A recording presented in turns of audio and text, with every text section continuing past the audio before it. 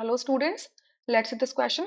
The question has one assertion, one reason. आपको understand करके correct option choose करना है. assertion कहता है alpha D glucose and beta D glucose are anomers.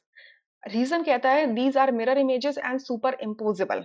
So glucose के दो फॉर्म्स हो सकते हैं. ठीक है, जब ग्लूकोज हेमी एसिटल बनाता है तो उसके दो फॉर्म हो सकते हैं, क्योंकि हेमी एसिटल के दौरान कार्बन नंबर 5 का ऑक्सीजन हाइड्रोक्सी ग्रुप जो है वो आपके एल्डिहाइडिक ग्रुप पर अटैक करता है, जिसकी वजह से एक नया स्टीरियो सेंटर जनरेट होता है.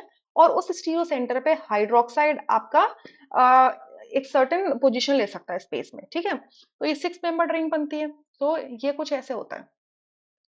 पायरानोज रिंग कुछ ऐसे दिखेगी आपको. ये H, ये आपका CH2OH, ये कार्बन नंबर 4 है, कार्बन नंबर 3 है, ये कार्बन नंबर 2 है, और ये कार्बन नंबर 1 है. तो इस कार्बन नंबर 1 पे मैं क्या कर रही हूँ, यहाँ पर ऐसे एक वेवी बॉन्ड बना रही हूँ. वेवी बॉन्ड, वेवी मतलब मैंने पोजीशन डिफाइन नहीं की है कि मैं आपको रिंग को, आपकी रिंग को प्लेन में मांग के बाकी सबको अब ब्लू बता दूं. मैंने वेवी बॉन्ड बता दिया. तो अगर हाइड्रोक्साइड कार्बन नंबर 1 पर, अगर ये कहाँ होता है, बिलो होता है. ठीक है, तो इसको हम कहते हैं अल्फा फॉर्म. इसको हम कहेंगे अल्फा डी ग्लूकोज. और अगर कार्बन नंबर 1 पे ही अगर ये जो हाइड्रोक्साइड है ये अगर अबव होता है, रिंग के प्लेन के अबव होता है, तो इसको कहेंगे बीटा फॉर्म. ठीक है, तो ये जो कार्बन नंबर 1 है सिर्फ इसी पे ही स्टीरियोकेमिस्ट्री डिफरेंट हो रही है, बाकी सब में सेम है. तो इस कार्बन को क्या कहते हैं, एनोमर कहते हैं, एनोमेरिक कार्बन कहते हैं, एनोमेरिक कार्बन कहते हैं. और आपके जो अल्फा फॉर्म हो गया और बीटा फॉर्म हो गया, उसमें आप क्या देख रहे हो कि हाइड्रोक्साइड की जो कॉन्फ़िगरेशन है, कंफर्मेशन नॉट कॉन्फ़िगरेशन, मतलब स्पेस में अरेंजमेंट. ठीक है, स्पेशियल अरेंजमेंट सिर्फ कार्बन नंबर 1 पे डिफरेंट है. तो आपके अल्फा और बीटा फॉर्म दोनों क्या हैं, आपके एनोमर्स हैं. तो ये ट्रू स्टेटमेंट है.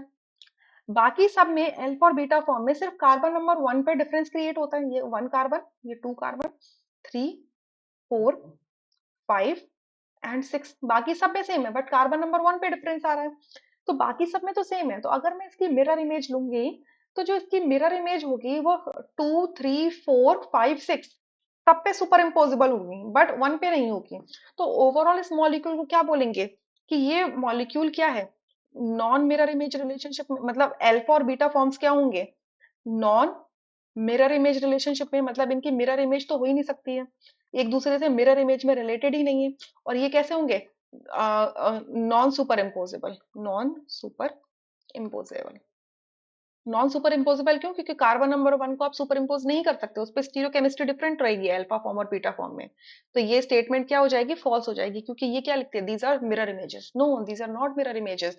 एंड सुपर इम्पोजेबल भी नहीं है, ये नॉन सुपर इम्पोजेबल है. ठीक है, सो यहाँ से आपका ऑप्शन थर्ड करेक्ट हो जाएगा, रेस्ट वुड बी इनकरेक्ट. तो यहाँ से आपका third option correct. I hope you understood. Thank you.